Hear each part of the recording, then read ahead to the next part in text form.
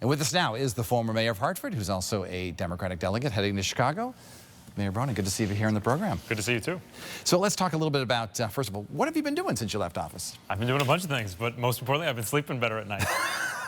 No calls in the middle of the night from department heads and all that? I've been teaching law school. I've been doing some consulting. I've been doing some good policy work that I love. It's been great. Do you miss it? I do. I loved it. I loved it. But after 8 years, look, I'm 20 years older than I was 8 years ago. It was time to pass the baton, but I do miss it sometimes. And the million-dollar question, do you plan on returning to politics? Would you like to run it? We'll see. Okay. So you're heading to Chicago to be a delegate. First of all, what do you think about all the changes that took place this summer?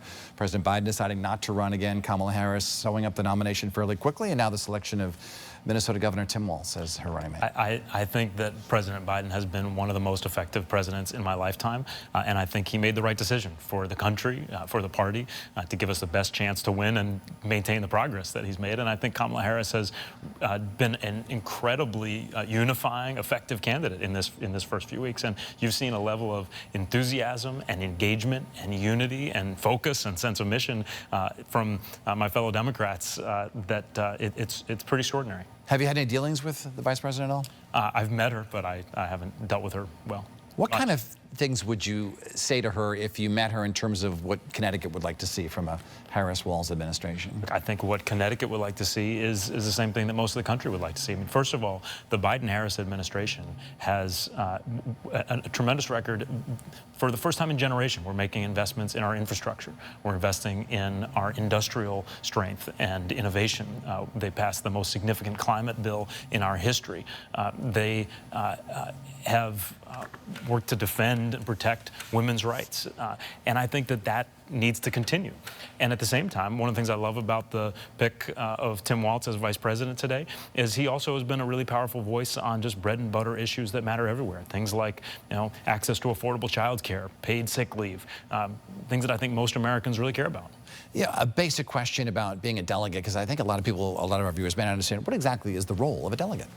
Well, at the convention? I mean, the role of a delegate, the official role of a delegate, is to cast your ballot in support of the party's nominee and our vice presidential nominee. There's already been a virtual roll call of delegates to nominate Vice President Harris. But I think the other role of a convention, which is going to be a particularly important role this time, is to focus on the party's message, to make sure that the American people have a chance to see what a party stands for. And, if what the Republicans Party stood for a few weeks ago was, Hulk Hogan ripping his shirt and J.D. Vance, talking about his problems with women who don't have children, I think you're going to see the Democratic Party coming together forcefully behind a message that we are about strengthening our democracy, protecting women's reproductive rights, making sure that this is a country where people don't just struggle to get by, but actually can get ahead. And I think you're also going to see a whole lot of voices out there, some familiar, some new, who are carrying that Democratic message. And I think that's one of the things I'm most excited about. You've seen over the past week or so alone, a lot of Democratic voices out there. And I think one of the things we can see is that we've got a really strong bench across the country. Should be an historic event, the Democratic National Convention in Chicago. Mayor Bronin, former mayor of Hartford, good to see you here. Thanks for coming on. Thanks for having me.